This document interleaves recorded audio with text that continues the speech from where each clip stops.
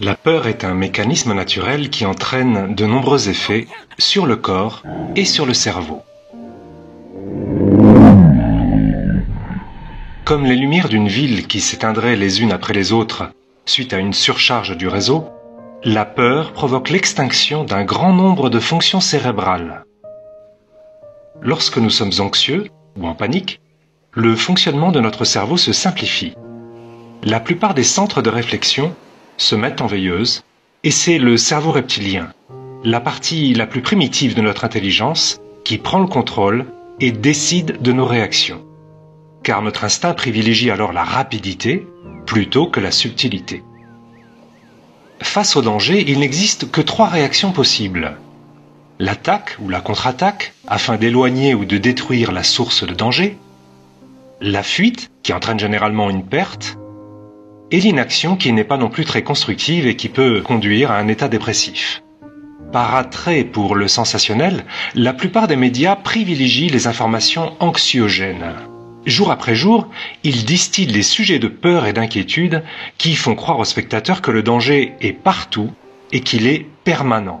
Terrorisme, chômage, troubles sociaux et insécurité amènent nos cerveaux à débrancher les fonctions supérieures de l'intelligence et à solliciter sa partie la plus primitive.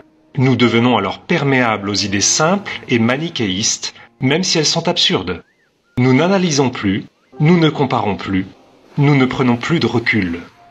C'est la raison pour laquelle le terrorisme et les régimes totalitaires favorisent la peur, tout comme les partis politiques qui n'ont pas d'autres arguments pour convaincre leurs électeurs. La peur est le meilleur moyen connu de contrôler les populations. C'est un moyen pour prendre ou conserver le pouvoir, même si ce pouvoir s'exerce finalement contre les populations. Par ailleurs, les informations inquiétantes favorisent les états dépressifs, car nous ne pouvons généralement pas contre-attaquer. Nous avons seulement le sentiment de ne pas pouvoir y échapper et nous nous sentons impuissants et victimes des situations présentées. Pourtant, notre intelligence évoluée a les moyens de reprendre le contrôle. Même sous l'effet de la peur, par un effort de volonté, nous pouvons forcer notre cerveau à revenir à un mode de fonctionnement normal.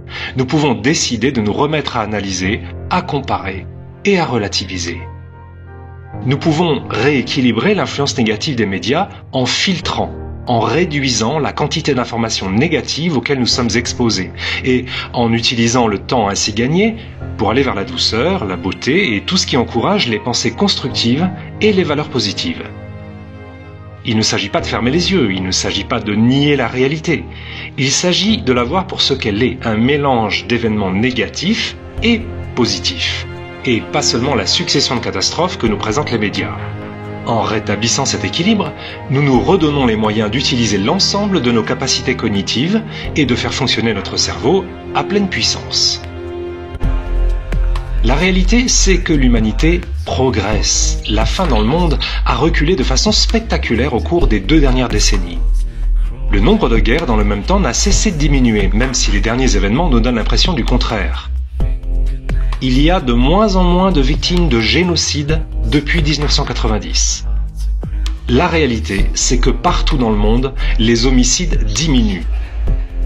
Tout comme les violences envers les femmes et envers les enfants.